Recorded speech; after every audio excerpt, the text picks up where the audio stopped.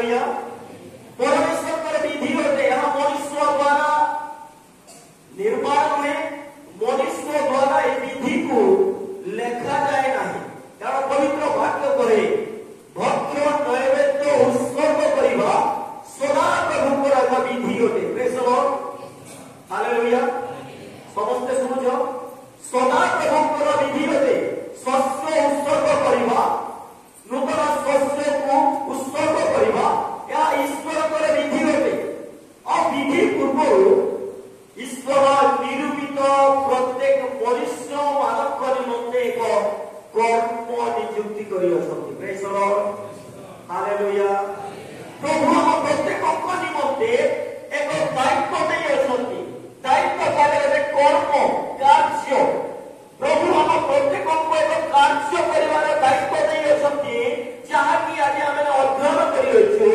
आदि पुस्तक 3 पर्व 23 पद के यदि पहिले बोलतो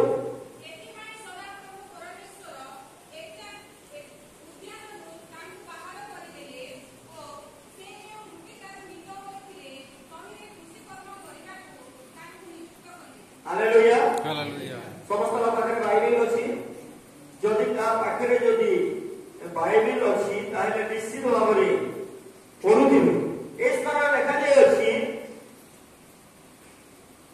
3:23 पद आउ तक टिके पढि दो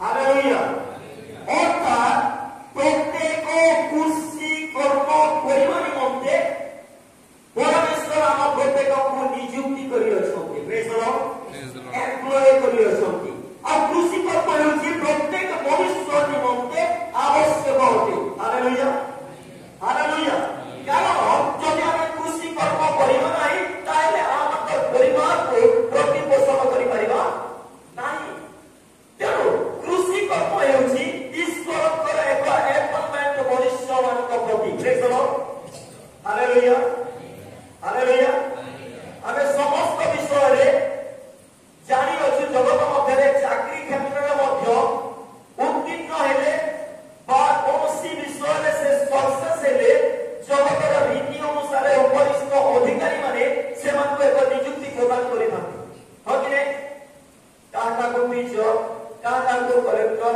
काको अन्य पदवी पृथ्वी जहाँ भी पदवी अछि सेମାନଙ୍କୁ नियुक्ति दिया किंतु कृषि कर्म करबा निमंते या सदा प्रभुकर एक नियुक्ति प्रक्रिया होती praise the Lord hallelujah hallelujah hallelujah hallelujah सदा प्रभु मनुष्य को से कृषि कर्म करबा निमंते से कोन करे नियुक्ति प्रदान करे हालेलुया मनुष्य कृषि कर्म कला मनुष्य तापर कोन कला कृषि कर्म करिबा निमंते आरंभ कला praise the Lord hallelujah Levi पुस्तक 23 पर्व 15-16 पद चर्चा खुलातो पढतो लेवी पुस्तक 23 पर्व 15-16 पद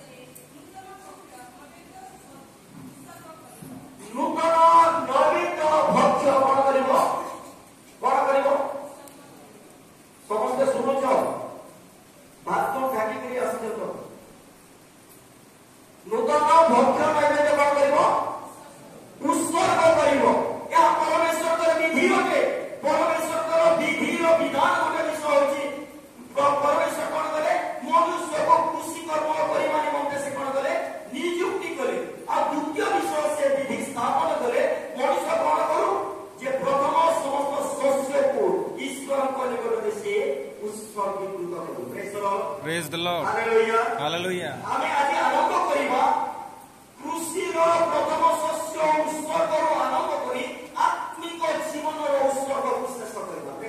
Praise the Lord. Hallelujah. Hallelujah. ଆରମ୍ଭ କରିବା କୋଉଠୁ? କୃଷିରୁ। ସମସ୍ତେ ଅଛନ୍ତି?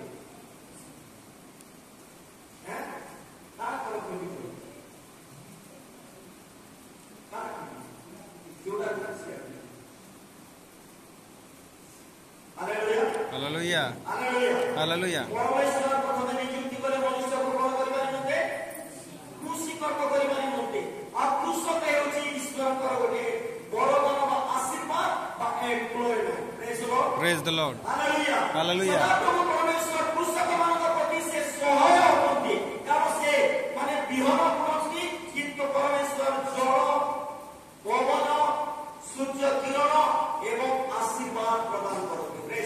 ପ୍ରେଜ୍ ଦ ଲର୍ଡ ହାଲେଲୁୟା। ହାଲେଲୁୟା। ତେଣୁ ଗୋଟିଏ ମଞ୍ଜି ସେମାନେ ଯେତେବେଳେ ବୁଣନ୍ତି ଅନେକ ହେଇକି ଉତ୍ପନ୍ନ ଆସିଥାଏ। ହାଲେଲୁୟା ହାଲେଲୁୟା ହାଲେଲୁୟା ହାଲେଲୁୟା ତ ଏଇ ସମୟରେ ଆମେ ଦେଖୁଅଛୁ ପରମେଶ୍ୱର ପ୍ରଥମେ ନିଯୁକ୍ତ କଲେ, ଦ୍ୱିତୀୟ ବିଧି ସେ ଆରମ୍ଭ କରୁଅଛନ୍ତି ପାଳନ କରିବା ନିମନ୍ତେ। କୋଉ ବିଧି? ଲେଖି ପୁସ୍ତକ ତାର 23 ପର୍ବ 15 ରୁ 16 ପଦ। 16 ପଦ କେ ପଢ। ଏହି ରୂପେ ସପ୍ତମ ବିଶ୍ରାମର ପରଦିବସ ଯାଏ 50 ଦିନ ଗଣନା କରିବ। ଆଉ ତୁମେମାନେ ସଦାପ୍ରଭୁଙ୍କ ଉଦ୍ଦେଶ୍ୟରେ ନୂତନ ଭକ୍ତି ନୈବେଦ୍ୟ ଉତ୍ସର୍ଗ କରିବ। ନୂତନ ଭକ୍ଷ୍ୟ ନୈବେଦ୍ୟ କଣ କରିବ? ଉତ୍ସର୍ଗ ଉତ୍ସର୍ଗ କରିବ। ହାଲେଲୁୟା। ହାଲେଲୁୟା କଣ କରିବ? ଉତ୍ସର୍ଗ କରିବ। ବର୍ତ୍ତମାନ ଆମେ ଦେଖୁଅଛୁ ପ୍ରଥମେ ନିଯୁକ୍ତି, ତାପରେ ସଂଗ୍ରହ, ତାପରେ ଉତ୍ସର୍ଗ। Praise the Lord hallelujah hallelujah hallelujah. Hallelujah କଣ କରିବ? ଉତ୍ସର୍ଗ କରିବ।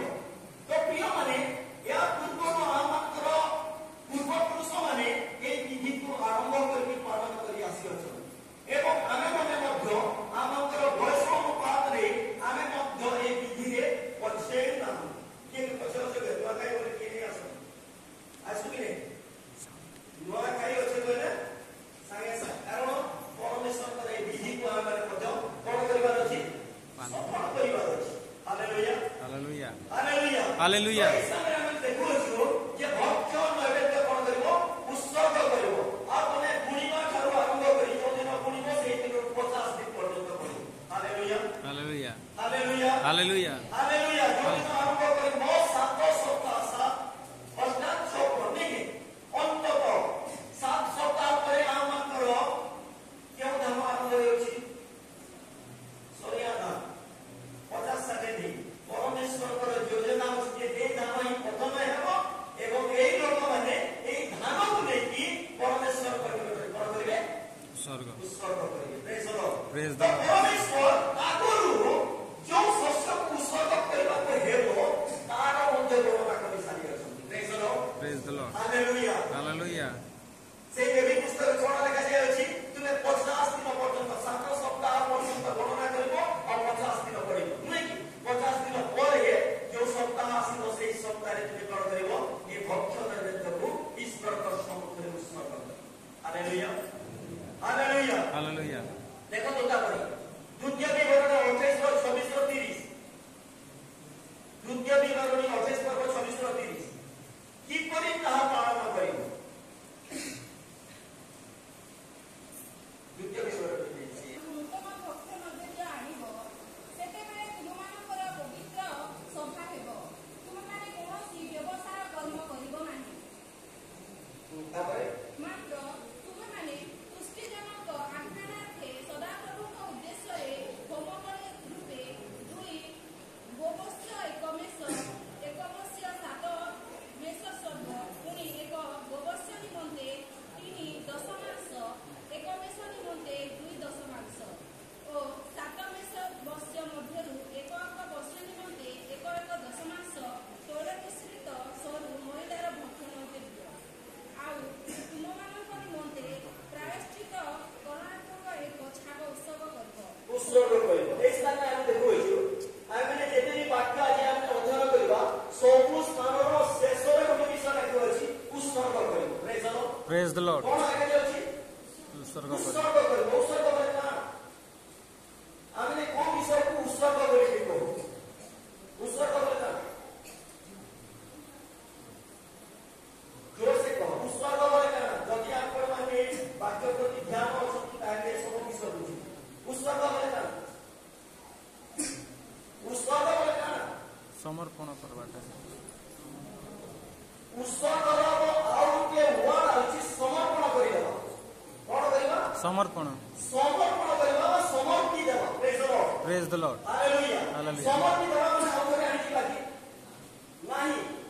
ଈଶ୍ୱରଙ୍କ ସମ୍ମୁଖରେ ତାହାକୁ ଆମେ କଣ କରିବା ସମର୍ପଣ କରିବା ଉତ୍ସର୍ଗ କରିବା ଏହା ହେଉଛି ଉତ୍ସର୍ଗର ପ୍ରଥମ ବିଷୟ ଆମେ ଦେଖୁଛୁ ଯେ ପରମେଶ୍ୱର ଆପଣ ଲୋକମାନଙ୍କ ନିମନ୍ତେ ଏହି ଭକ୍ତ ନୈବେଦ୍ୟକୁ ଉତ୍ସର୍ଗ କରିବା ନିମନ୍ତେ ଆଜ୍ଞା ଦେଇଛନ୍ତି ହାଲେଲୁୟା ହାଲେଲୁୟା ଯେପରି ଈଶ୍ୱରକୁ ସେମାନେ ଭୟ କରିପାରନ୍ତି ଈଶ୍ୱରକୁ ସେମାନେ କଣ କରନ୍ତି ଭୟ କରିପାରନ୍ତି ଆଉ ଯେତେବେଳେ ପାରମାର୍ଥିକ ବିଷୟକୁ ଆସୁଅଛୁ ଏହି ଉତ୍ସର୍ଗ ବିଷୟରେ ଆମେ ଦେଖିବା ଏହି ଉତ୍ସର୍ଗ ବିଷୟରେ ଦେଖିବା ଆଦି ପୁସ୍ତକ 22 ପର୍ବ 11 ଏବଂ 12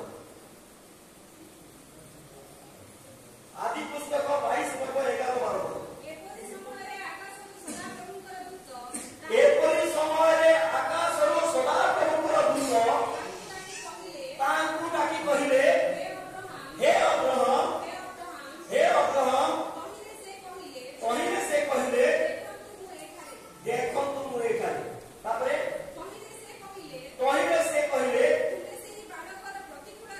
ତୁମ୍ଭେ ସେହି ବାଳକର ପ୍ରତିକୂଳରେ ହସ୍ତ ବିସ୍ତାର କର ନାହିଁ ଓ ତାହା ପ୍ରତି କିଛି କର ନାହିଁ